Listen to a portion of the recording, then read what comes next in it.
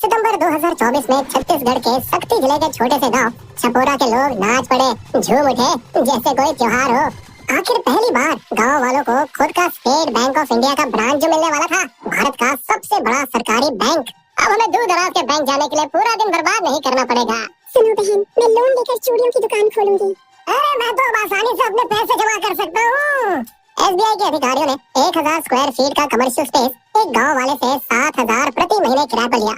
फिर पेशेवर तरीके से बैंक का सेटअप जमाया, बैंक के लोगों का बोर्ड प्रॉपर तरीके से लगा के, और इस छोटे से गांव के ब्रांच के अंदर काउंटर, डेस्क, कंप्यूटर और यहाँ तक कि मैनेजर का अलग कैबिन भी था। गांव वालों के लिए किसी चमत्कार से कम नहीं था। फिर इस चमत्कार पर सोने में सुहागा हुआ उन युवाओं के लिए जो सरकारी नौकरियों की प्रिपरेशन कर रहे थे, जब बैंक के साहब ने ये घोषणा दी।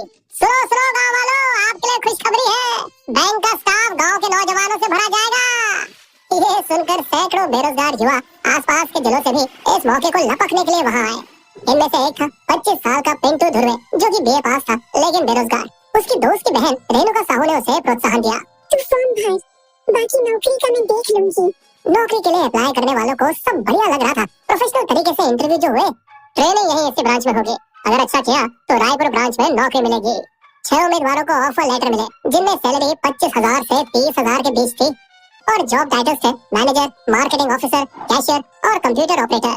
फिर औपचारिकता पूरी करने के लिए उनके पढ़ाई के दस्तावेज और बायोमेट्रिक डेटा लिया गया और हर किसी को एक अलग आईडी कार्ड दिया गया।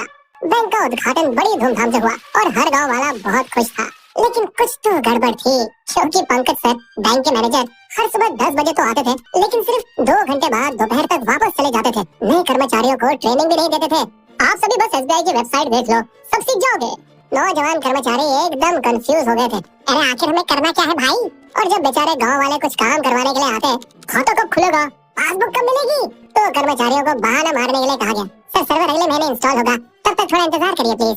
हर गांव के दद्दू को हर बार खाली हाथ लौटना पड़ता, एकदम गुस्से में। एसबीआई के कर्मचारियों की सुस्ती बिल्कुल लाल फीते वाले मिम्स जैसे हालातों वाली लग रही थी। लेकिन कुछ दिन बाद तो और बुरा हुआ, क्योंकि अब पंकज सर ने आना ही बंद कर दिया। इससे गांव वालों का शक घिराने लगा और अब उनके सपने टूट रहे थे। क्या ये एसबीआई की ब्रांच असली भी थी? आखिर इन बेचारे नए कर्मचारियों का होगा क्या?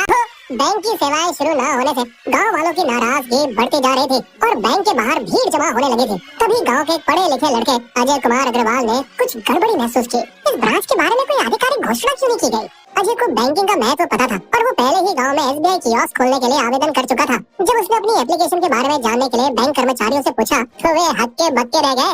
ब्रांच कोड क्या है? वो तो मैनेजर ही बता सकते हैं सर। अजय का शक यकीन में बदल गया और उसने नजदीकी डबरा जिले के एसबीआई अफसरों को सारी कहानी बताई, जिन्होंने तुरंत सूचना दी पुलिस को, जिन्होंने उस रहस्यमयी ब्रांच पर अचानक छापा मारा। उनके कंप्यूटर्स और हार्ड ड्राइव जब्त कर लिए गए। फिर पता चला कि एसबीआई के रायपुर ब्रांच से दस्तावेज और सील चुराई गई थी। युवा कर्मचारियों से पूछताछ से और भी बड़े खुलासे हुए। ये एक जॉब स्कैम था, जहां हर कर्मचारी ने 2 से 6 लाख की रिश्वत देकर नौकरी पाई थी। यहाँ तक कि सिक्योरिटी गार्ड भी यूनिफॉर्म पहने एक कॉलेज में पढ़ने वाला निकला। पिंटू धुर्वे, एक पीड़ित ने अपनी नौकरी के लिए साहूकारों से 5.8 लाख का कर्ज लिया था। अब वो न केवल कर्ज में डूबा है, बल्कि 10 दिन की नकली नौकरी ने उसे पूरे गाँव के सामने शर्मिंदा कर दिया। मेरा पूरा परिवार सदमे में है, ऐसा लग रहा है जैसे किसी की मौत हो गई हो।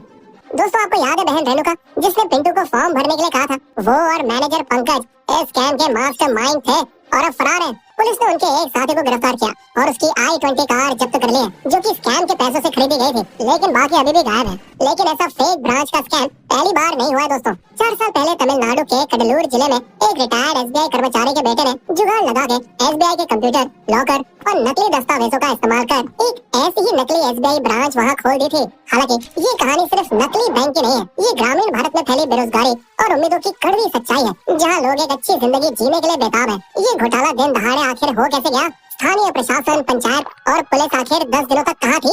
गांव वालों की किस्मत अच्छी थी कि ठगों ने कभी जमा राशि या कर्जा नहीं दिया। अगर ऐसा होता तो वे और भी बुरी तरह ठगे जाते। लेकिन इस घोटाले का नतीजा नए कर्मचारियों के लिए बेहद भयंकर था। सरकारी नौकरी के सपने देखने वाले युवा अब पार्ट टाइम मजदूरी करने पर मजबूर हो गए हैं। दोस्तों, इस कहानी से सबक क्या मिला? सवाल पूछे, सतर्क रहे, क्योंकि जरूरी नहीं जो चमकता है वो सुनाई हो। बिस्बो की शायरी। बैंक खुल गया गाँव में, मचा खुशी से शोर, वही नौकरी भी मिली, दिल क्या मांगे मोर। गांव वालों को फिर लगा कहीं है भारी झोल, धीरे धीरे खुल गई सहारे स्कैम की पोल।